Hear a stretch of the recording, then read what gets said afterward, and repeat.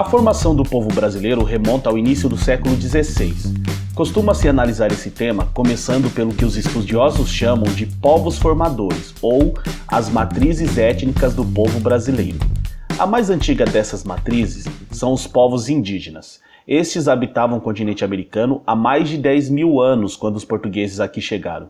Estima-se que naquele tempo a população estimada de indígenas era de cerca de 3 ou 4 milhões de pessoas, distribuída em mais de 1000 povos diferentes. A partir do século XVI, chegaram os portugueses. A maioria deles eram homens e buscavam enriquecimento rápido para retornar a Portugal. Muitos deles acabaram tendo filhos com mulheres indígenas, dando início ao traumático processo de miscigenação. A última dessas matrizes são os africanos. Também divididos em inúmeros povos diferentes, eles foram escravizados e trazidos à força para cá. Eram submetidos às mais diversas formas de trabalho forçado, tendo suas vidas sob o poder de um senhor branco. Inicialmente, foram recrutados para trabalhar nas fazendas de cana-de-açúcar do Nordeste. Depois, na exploração de ouros e pedras preciosas em Minas Gerais, e, mais tarde, nas lavouras de café do Rio de Janeiro e de São Paulo. 5 milhões é a quantidade estimada de africanos trazidos para o Brasil entre 1550 e 1850. O povo brasileiro hoje é composto por diversas etnias, o que marca nossa miscigenação e pluralidade característica da nossa formação. Segundo o Censo Demográfico de 2010, 47,7% da população se declarou branca, 43,1% declararam-se pardos, 7,6% pretos, 1,1% amarelos, que são os orientais como japoneses e coreanos, e apenas 0,4% se declarou indígena. Os indígenas hoje formam um contingente de cerca de 817 mil pessoas. Ao longo dos últimos séculos, sua população foi reduzida drasticamente devido ao extermínio praticado pelos europeus, à mortalidade decorrente da escravização, à expulsão de suas terras e às doenças para as quais não possuíam imunidade, trazidas pelo colonizador. A grande variedade de costumes, tradições, ritos e crenças estão presentes nas mais de 305 etnias e 274 línguas presentes no país.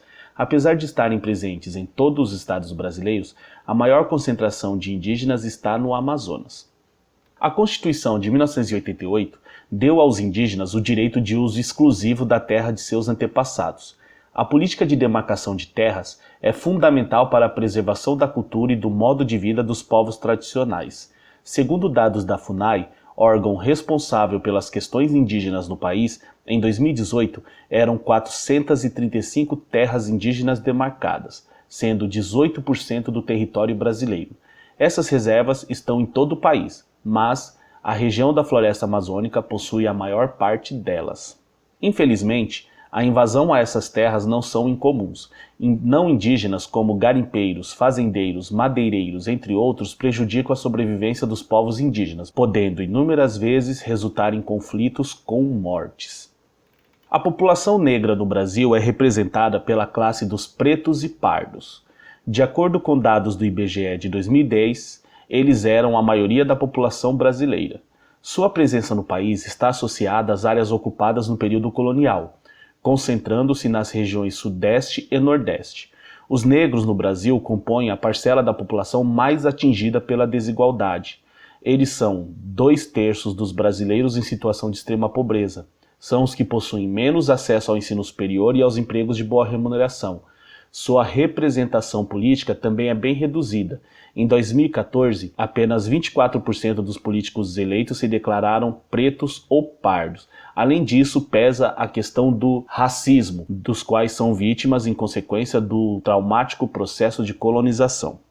Assim como os indígenas, os negros também têm reconhecido seu direito às terras tradicionais ocupadas pelos seus antepassados. Trata-se dos quilombos, comunidades organizadas para abrigar escravos fugitivos, onde cultivavam seu próprio alimento e podiam preservar suas tradições africanas. Muitos desses quilombos persistem por meio das comunidades quilombolas, presentes em todos os estados brasileiros. A demarcação das terras quilombolas foi regulada pelo Decreto número 4.887 de 2003 e reconhece a essas comunidades o direito de uso exclusivo das terras ocupadas por seus antepassados.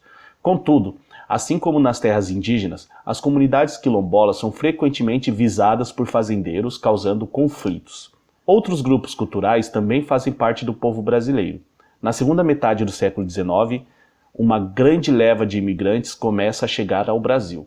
O destaque vai para os portugueses, espanhóis, italianos, alemães, libaneses e japoneses.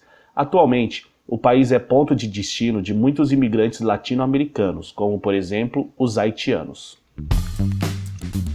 Muito bem, finalizo aqui nossa videoaula. Espero que ela sirva para ajudar nos seus objetivos. Lembre-se de curtir esse vídeo e se inscrever aqui no canal. Nos vemos em breve. Um abraço e até a próxima!